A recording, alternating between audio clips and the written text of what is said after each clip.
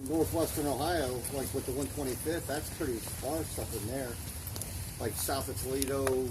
Yeah, I haven't looked at exactly where the bulk of the 64th and 55th come from. The 125th is the extreme northwest or northeast counties. Okay. The Western Reserve. Yeah, the Western Reserve. Yeah. Okay. This is the marker for the 65th Ohio, where the veterans placed it. You can see that it faces basically north, representing their deployment onto the left of the brigade. They were originally the right rear regiment of the brigade formation, but as Harker learns of this threat coming down the road, or what he's told is a threat coming down the road, as he sends the 125th and 64th into the woods east of the road, his immediate reaction is to turn the 3rd Kentucky, which is the left rear regiment of his two-line formation, turn them and face them north and send them into the woods, essentially to the left rear of the 125th. And they wind up driving northward mostly on the other side of the road. But as they become engaged, Harker then will order the 65th Ohio, which has been his right rear regiment, to turn and move northward, and they're going to deploy on the left of the 3rd Kentucky. And so now Harker's brigade, which was originally going to be deployed 2 up and 2 back, is now deployed all 4 on line in that broken convex line. 65th Ohio here, 3rd Kentucky crossing the road at a 60-degree angle, 125th Ohio, 64th Ohio, and then he'll contract that right part of the brigade, bringing the 64th and 125th up on towards the left or right of the 3rd Kentucky. And as Dave has related, the 65th in particular is going to become engaged with those parts of Fulton's brigade, supported by the 3rd Tennessee and the 41st Tennessee of Gregg's brigade, that have crossed the road here, and the center of the brigade having been engaged in the Brotherton fields.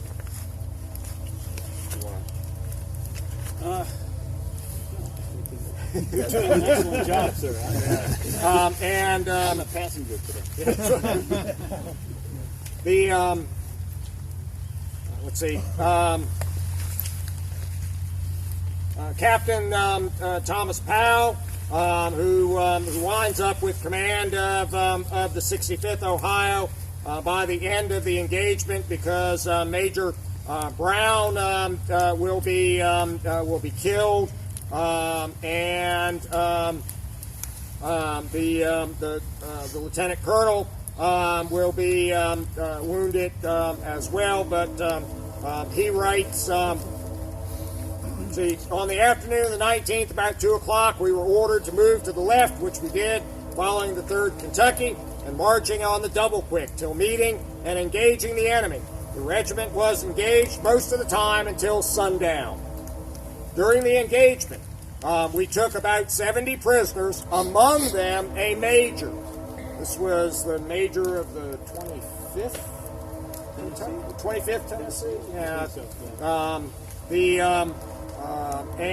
Let's see, Lieutenant Colonel Whitbeck, who had been the commander of the regiment, having been wounded. Major Brown succeeded him in command. And then on the 20th, Major Brown will be killed in the fighting, leaving Powell to write the reports. But Harker is he's another example of just how fluid this battle becomes. because he winds up fighting on this very attenuated front, and fighting into a very fragmented and fluid Confederate situation as well. So they only lost officers. They didn't lose any enlisted. They doesn't specify. He doesn't the specify. enlisted. They probably did, and there I do have a casualty list for the 65th Ohio for the battle, but again, it does not differentiate wounded on the 19th or wounded on the 20th. And in the Ohio roster, it usually says, or for the men who are noted as being wounded, it usually says 19th or 20th, but most of the men who get noted in the Ohio roster as being wounded are guys who either die of their wounds some days or weeks later, or who are so badly injured they never serve again. And it's basically part of the end of their service, and so the majority of the guys who are on the newspaper casualty list as being wounded, that doesn't even get mentioned in the Ohio roster. I'd have to be able to go to the National Archives and look at the compiled service records or the muster roll. But as you said earlier, they're surprising the Confederates. Yes. That many Confederates, someone would have a rifle to at least start defending instead of surrendering. Well, there is fighting. They're fighting. Yeah, they're fighting. Still be able to wrap your arms around someone and make them a prisoner. No. You know. If you're moving Oh down my God, they're behind us. Yeah. If you're moving down the road in retreat, trying to find your way out, and all of a sudden you bump into a battle line at close range, you can start to pick your rifle up and shoot. Jim and I are the Confederates. You're the 65th Ohio. Throw a rifle musket down. Yeah. We don't know a whole lot about the action of Harker's brigade on the 19th for a couple of reasons. First of all, we've read to you, or Jim has read to you, most of the descriptions, the entire descriptions of their actions in the OR, in their reports for the September 19th fighting.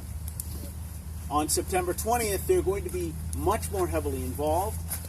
They're going to take much heavier casualties, and that fight is going to burn itself into their memories much more sharply and clearly than this action here. Yeah. And they perceive that they do very well on the 20th. Basically save the army is the way they would describe it. And so when they go to write the report, where do they put their emphasis? On the 20th. They're highlighting that service very, very much. They don't say that when they actually wrote the report. Oh, yes. Oh, yeah. Each report is dated. Powell wrote his report on September 26th. 7 days, 1 week after the 19th fight. They've gone through the getting back into Chattanooga, and they're actually starting to sit down, and the guys say, okay, what happened? Yep. September 21, they fall back to Rossville. September 22, they fall back into the lines. September 23 and 24, they dig like maniacs, and will continue to do so. But by a week after the battle, they're starting to have time. Not only do you see a lot of official reports written around the end of September, early October timeframe, you also see an awful lot of letters, either home or to newspapers, that are dated September 27, 28, 29, October 2, October 3. That's the big pause when everybody starts writing. When they say Bragg's not coming? Yeah. Updike's report is dated September the 26th, which I think is also the date that he puts on the really detailed letter he sends to Lucy, which reads very much like his official report. The worried wife at home, and she gets a letter that reads hardly any different than the official report does. Well, he just did that, so we kind of make it easy. So does the presence of Parker here have any role in the withdrawal of the Confederates that have advanced west of Fayetteville? Yes. Yes, Yes. absolutely. Yep, absolutely. Yeah. The 25th Arkansas and the 39th North Carolina McNair's Brigade that has crossed out into the field here and then withdrawn into these woods under the fire from Wilder down there to the south. They are already withdrawing, but Harker is going to be part of the assurance that they withdraw across the road. The 3rd Tennessee, 41st Tennessee, the 17th Tennessee, 23rd Tennessee of Fulton's brigade, the left half of Fulton's brigade. They're all going to try to turn and deal with Harker, but Harker's coming in on their flank and rear. They're going to go back across the road. So yes, all Harker's presence here helps to clear those Confederates out who helped clear Brotherton Field out. So the two Ohio regiments and the 3rd Kentucky, I'm assuming are more, they're veteran regiments. The 125th was the only really green. Yeah, right. And then when you listen to everything y'all have talked about today, as far as the 19, I would assume that for those 3 regiments there, this was probably more like just a really loud skirmish than an out. And then what happens on the 20th will completely overshadow whatever happened today. This wouldn't have stuck out in their mind. Wilbur Hyman is in the 65th, and he writes of this action, "By file right and leaving the road, we entered the woods. We had gone but a short distance when we began to hear the angry hiss of bullets. They came from a direction which indicated that we were in the uncomfortable position of being enfiladed. The firing was squarely from our left flank. Change front forward on the 10th Company," was the order given by Lieutenant Colonel Whitbeck. The 10th Company would be the left company in the line. Company B, typically. The movement was as perfectly executed as if on the drill ground, under a galling fire, before which men were falling at every instant. Then came the commands, "Lie down, fire at will," and the work was hot and furious. I cannot tell how much time elapsed. It seemed to me hardly 5 minutes, when a bullet plowed a furrow across my body in front and zipped through my right arm at the elbow. The ball had lost none of its force, for we were at close quarters and went like a streak of lightning. The first sensation I experienced was like that of a smart blow of a stick. My sword tumbled to the ground and my arm fell powerless at my side. Blood flowed freely, and I felt the necessity of getting back to the rear and having my wound dressed.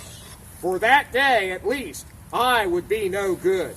One of the boys tore a strip from the tail, if you please, of his shirt, twisted it into a string, and tied it tightly around my arm to check the bleeding.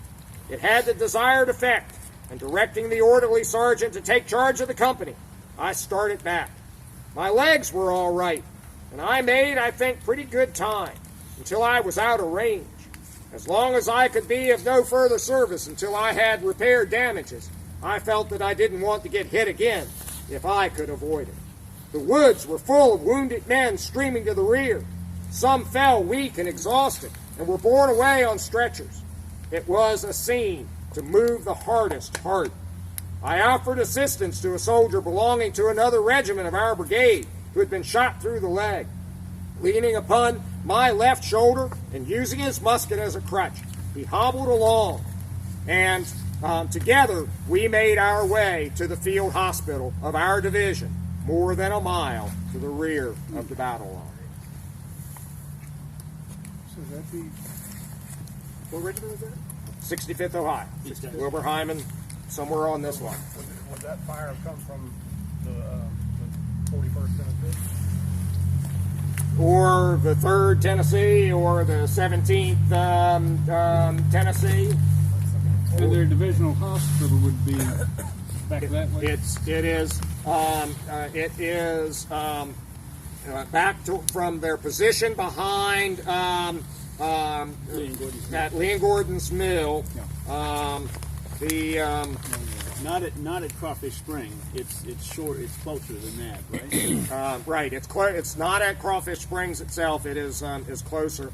See, on the 18th, it became very manifest that a battle was to take place, and without delay, I selected a location for a field hospital for this division in the vicinity of Crawfish Springs, 1 2/3 of a mile from the location of the command. So they're at Lee and Gordon's Mill, and so somewhere behind them, 1 2/3 from Lee and Gordon's Mill. Long way along. And from here, it's even further. Yeah. Yeah, it's 2.5, 3 miles maybe. So did they advance?